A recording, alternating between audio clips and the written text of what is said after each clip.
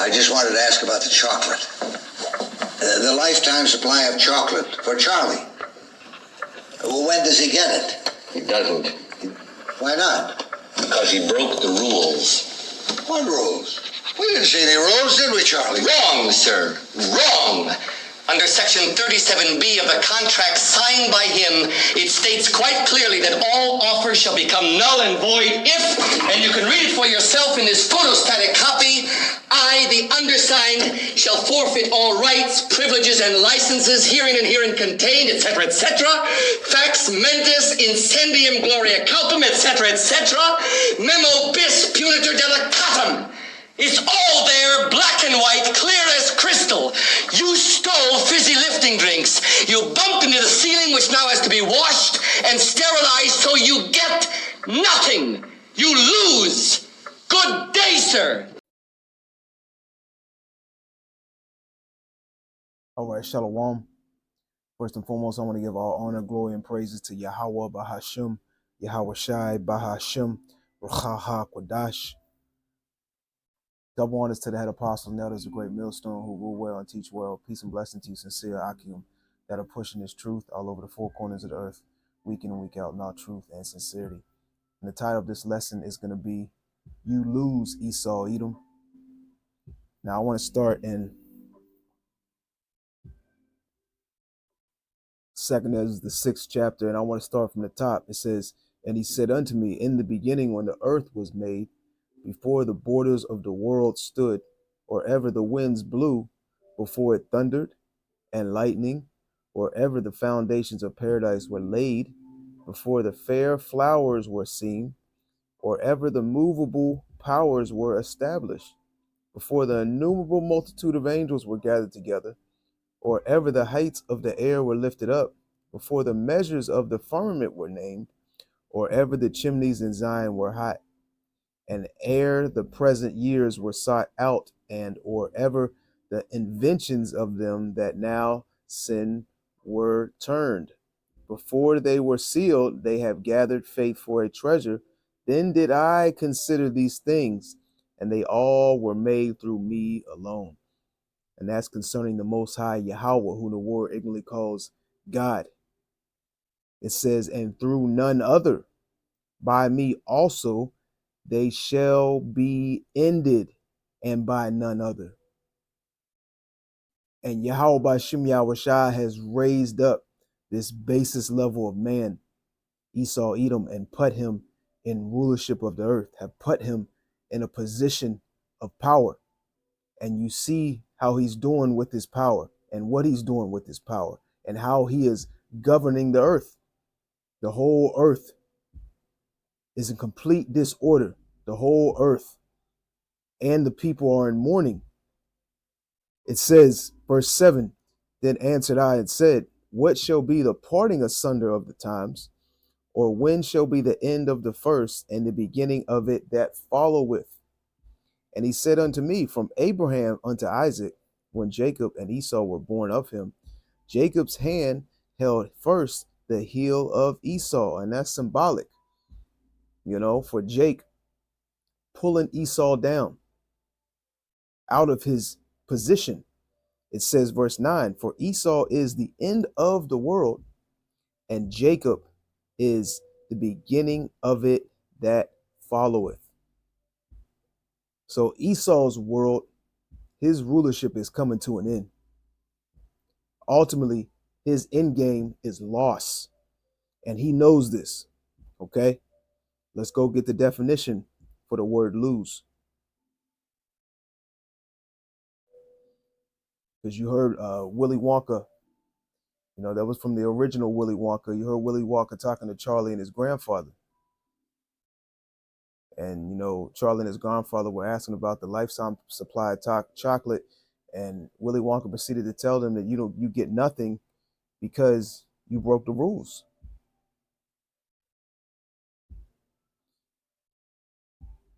This is the definition for lose. It says, be deprived of or cease to have or retain something. See, Esau is not going to retain his position on the earth. Esau's not going to retain his power. the blessings that were given to him, his technology, he's going to lose that. And we'll get that precept in a moment. I want to go to the second definition. It says, become unable to find something or someone, to misplace. After this devil serves his hard slavery under the hands of the so-called Negroes, Latinos, and Native Americans, man, he's not going to be found anymore. Let's go get that real quick.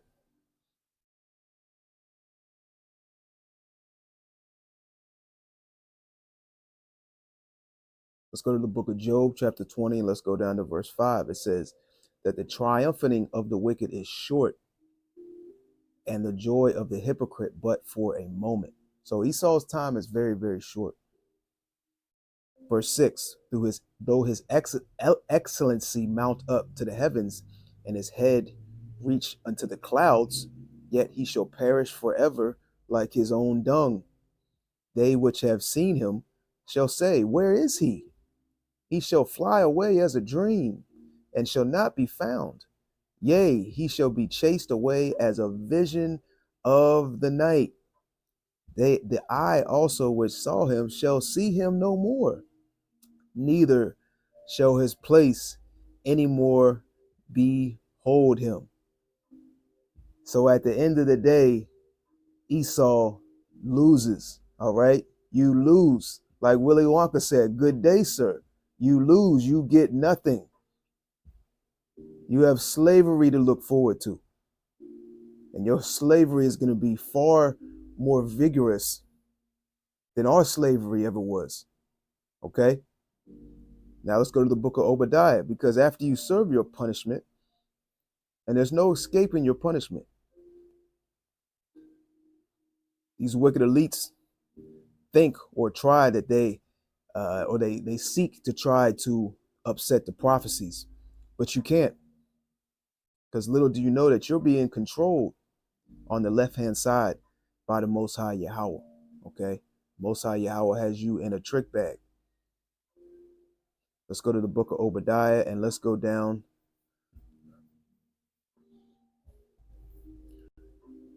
Matter of fact, let's start in verse 1. The vision of Obadiah. Thus saith the Lord Yahweh concerning Edom, we have heard a rumor from the Lord, and an ambassador is sent among the heathen. Arise ye, and let us rise up against her in battle. Behold, I have made thee small among the heathen. Thou art greatly despised. Verse 3, the pride of thine heart hath deceived thee, thou that dwellest in the clefts of the rocks. Yeah, the pride of these wicked elites, it have deceived them into thinking that they can prolong their days, that they can defeat Yahweh Shai and the angels, that they could, go back in time and rewrite things and ultimately try to escape their judgment. It says, whose habitation is high, that saith in his heart, who shall bring me down to the ground? Though thou exalt thyself as the eagle, and though thou set thy nest among the stars, thence will I bring thee down, saith the Lord. So it's Yahweh Ba'ashem Yahweh Shai that's ultimately going to bring this devil down. That's going to strip him of his power, of his rulership, and everything else that he has. Okay, let's go skip down to verse 8. It says, shall I not in that day, saith the Lord, even destroy the wise men out of Edom, and understanding out of the mount of Esau? And thy mighty men, O Temain, shall be dismayed, to the end that every one of the mount of Esau may be cut off by slaughter. For the violence against thy brother Jacob, shame shall cover thee, and thou shalt be cut off forever. So ultimately, Esau's end game is he's going to be completely cut off. He's going to be erased. Hey, like the definition of lose, misplaced, right? Yahweh Ba'ashem Yahweh Shai is going to misplace you where you're never found again. You're going to cease to exist. Let's go down to verse 18. It says, and the house of Jacob shall be a fire, and the house of Joseph a flame, and the house of Esau for stubble. And they shall kindle in them and devour them. And there shall not be any remaining of the house of Esau, for the Lord hath spoken it. So at the end of the day, Esau, you lose. Like Willy Wonka said. Let's go over to Let's go to, matter of fact, let's go to Isaiah the 29th chapter. You know, Willy Wonka told Charlie and his grandfather, you broke the rules. Hey, Esau, he's breaking the rules, man. Everything's out of order because the wicked is in rulership. Let's go to Isaiah 29:16. It says, matter of fact, let's start in 15. It says, woe unto them that seek deep to hide their counsel from the Lord, and their works are in the dark, and they say, who seeth us, and who knoweth us? Verse 16, surely your turning of things upside down shall be esteemed as the potter's clay. This man has turned everything completely upside down. Things that are good, he's turned into evil. Matter of fact, another precept came to mind. Let's go to the book of Sirach. I believe it's in the 39th chapter.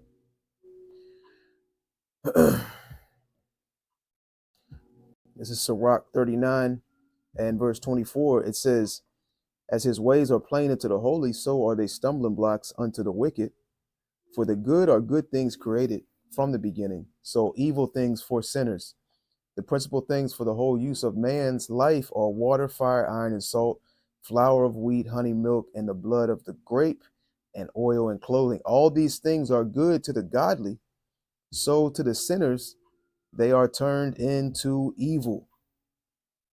You know, Esau has turned everything upside down. Clothing, air, water, food. You know, the everything's out of order. The sea, the animals. Like the scripture says, when the righteous beareth rule, the people rejoice. The people are not rejoicing, and the righteous are not ruling. The wicked are ruling, and the people are in mourning. Even Esau's own people are in mourning.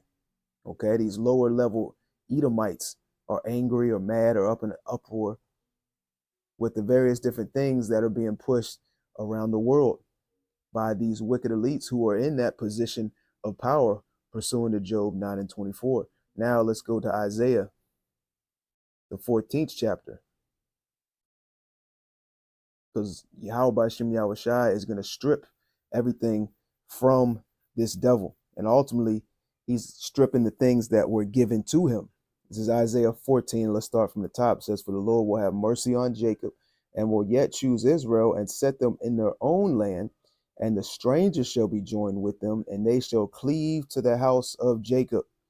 And the people shall take them and bring them to their place, and the house of Israel shall possess them in the land of the Lord for the servants and handmaids. So this is the future for you so-called white people. It says, and they shall take them captives, whose captives they were, and they shall rule over their oppressors. Verse 3. And it shall come to pass in the day that the Lord shall give thee rest from thy sorrow, and from thy fear, and from the hard bondage where thou was made to serve. And it's concerning you so-called Negroes, Latinos, and Native Americans. The whole house of Israel, okay? And this is going to happen in the kingdom. This is not going to happen on this side. We're not going to receive no rest on this side. Yahweh Shem Yahushai has put us under curses. And we are in a punishment period. We're also in a grace period. And you got a lot of our people that are not using that grace period. They're not using their time wisely. And that's why the scripture says 2/3 of the nation of Israel will be cut off and die. And rightfully so, because the majority of our people, they support this devil. They support his actions. They support his wickedness. It says, verse 4, it says that thou shalt take up this proverb against the king of Babylon and say, how hath the oppressor seized the golden city seized? The Lord hath broken the staff of the wicked and the scepter of the rulers. So the Lord's going to take away his power, his control. He's going to take away his technology, his ability. He's going to have no might. He's going to have no power. It says, the Lord hath broken the staff of the wicked and the scepter of the rulers, who smote the people in wrath with a continual stroke. He that ruled the nations in anger is persecuted, and none hindereth. Yeah, he ruled the nations in anger with deception. Verse 7, the whole earth is at rest and is quiet. They break forth into singing. So the whole earth is going to rejoice when Esau Edom is taken out of power and put in chains. It says, verse 8, yea, the fir trees rejoice at thee, and the cedars of Lebanon, saying, since thou art laid down, no feller is come up against us. Hell from beneath is moved for thee to meet thee at thy coming. It stirreth up the dead for thee, even all the chief ones of the earth. It hath raised up from their thrones all the kings of the nations, and they shall speak and say unto thee, art thou also become weak as we? Art thou become like unto us? Yeah, so because he's not going to have that power. He's not going to have that control. He's no longer going to be on top. The Most High raised this devil up and put him in his position, and he's going to take him down. It says, verse 11, thy pomp is brought down to the grave, and the noise of thy vows, the worm is spread unto thee, and the worms cover thee. How art thou fallen from heaven, O Lucifer? And that word heaven represents rulership. It says, how art thou fallen from heaven, O Lucifer, son of the morning? That's concerning these wicked elites, man. The ones that are calling the shots, producing the money, pushing out the agendas, that employ and hire, governors, presidents, that set up these influential leaders in front of your face. It says, verse 13, for thou hast said in thy heart, Slack, I skipped the latter part of verse 12. Let's read verse 12 again. It says, how art thou fallen from heaven, O Lucifer, son of the morning? How art thou cut down to the ground, which didst weaken the nations? For thou hast said in thine heart, I will ascend into heaven. I will exalt my throne above the stars of Yahweh, going into this man's pride and his God complex, because he wants to be like the Most High. I will sit also upon the mount of the congregation in the sides of the north. I will ascend above the heights of the clouds. I will be like the Most High. So Esau Edom has a God complex. Okay? He wants to be like the Most High. It says, verse 15, yet thou shalt be brought down to hell, to the sides of the pit. See, Esau's ultimate goal is longevity, that he wins, but that's not going to happen. It says, verse 16, that they that see thee, Slaki, verse 16, they that see thee shall narrowly look upon thee and consider thee, saying, is this the man that made the earth to tremble, that did shake kingdoms? And he was able to do this with the power that was given to him by Yahweh, by Shem Yahweh Shai. He's dropped bombs all over the earth. He's polluted lands. He's waged war on the earth. He's waged war on these nations and these lands. He's pushed his agendas, his philosophies, his doctrines. He was able to do these things because he was in rulership. It says, verse 17, that made the world as a wilderness and destroyed the cities thereof, that opened not the house of his prisoners. All the kings of the nations, even all of them, lie in glory, everyone in his own house. But thou art cast out of thy grave like an abominable branch, and as the raiment of those that are slain, thrust through with a sword, that go down to the stones of the pit, as carcasses trodden under feet. Thou shalt not be joined with them in burial, because thou hast destroyed thy land and slain thy people. The seed of evildoers shall never be renowned.